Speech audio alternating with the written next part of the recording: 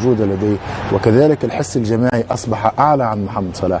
سابقا كانت يمكن يطغى عليه اللعب الفردي ويريد أن يسجل هو أكثر من أن يكون الممرة ويقوم بالكثير من التمريرات.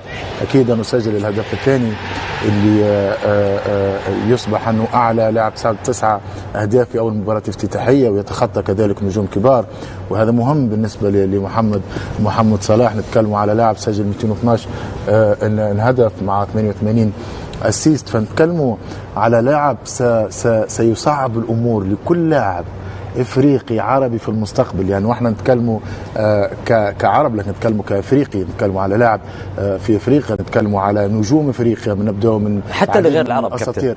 اكيد هو تصعيب المهمه ليست فقط على العرب وانما حتى لغير العرب. لا معاك، لكن احنا نتكلموا على النجوم الافارقه اللي منهم جورج ويال تحصل الكره الذهبيه اللي هو يتفوق عليه بالكره الذهبيه. نتكلموا على ليتون، نتكلموا على دروجبا، نتكلموا على العديد من النجوم الكبار، نتكلموا على رابح مجر كذلك، نتكلموا على نجوم كبار. فنتوقع اليوم محمد صلاح على المستوى الارقام الشخصيه على مستوى تسجيل الاهداف وكذلك الالقاب. فاليوم محمد صلاح حقق العديد من الامور الجيده، اتمنى له ان يواصل في هذا المستوى، وهو اكيد سيريد الاستمرار وسيريد الحفاظ على هذا المستوى. نتمنى له النجاح، ونتمنى ان يخطو على منوال محمد صلاح العديد من النجوم العرب، ونحن في انتظار اكيد ان نشاهد في المستقبل نجوم عرب قادرين ان يقدموا اضافه كبيره، وان يمكن فرق تكون وسط ترتيب وفريق صغيرة. كيف استطاع ليفربول أن يغير الشكل الهجومي والتنظيمي للفريق في شوط المباراة الثاني؟ في البداية دخول كوناتي ساهم بالخروج تحت الضغط الأول، لم يكن يستغلها بشكل جيد بسبب الضغط الجيد من إبسويتش. ثاني أمر هي لقطة حدثت في الشوط الأول، محاولة الكرة الطويلة لصلاح، وحدثت في الشوط الثاني. صلاح كان السر في هذه المباراة، يعرف كيف يتحرك بشكل جيد ويعرف متى يتحرك. هذه نقطة مهمة بالنسبة لليفربول، منها تسريع الرتم، صار اللعب بشكل أسرع، الخروج من على الأطراف، لأن إبسويتش كان يحاول أن يغلق العمق بشكل جيد، وخروج على الأطراف، اللعب بسرعة.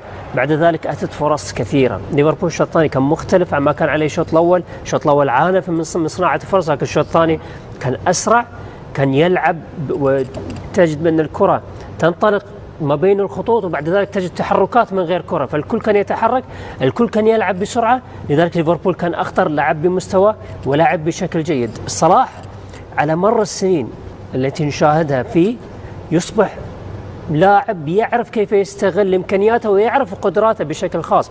سابقا ذكر كابتن حاتم بأن كان ربما يكون هناك طابع فردي على لعبه، الآن أصبح أذكى، ولا يحتاج إلى عدد لمسات كثيرة لكي يكون مساهم بالصناعة من التسجيل.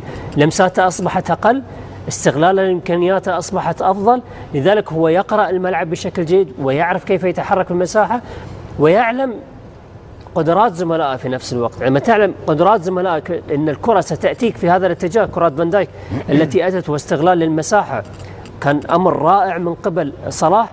لذلك استغلال الإمكانيات، اللعب بعدد لمسات أقل، أعتقد بأنه ساهم بأنه يكون مساهم بشكل جيد في مباراة اليوم، وأن ليفربول يخرج أيضا بالانتصار. هذه الأرقام أو هذا الرقم الذي حققه صلاح هو امتداد أيضا للأرقام الكبيرة والمميزة التي حققها هذا اللاعب. 350 مباراة مع ليفربول.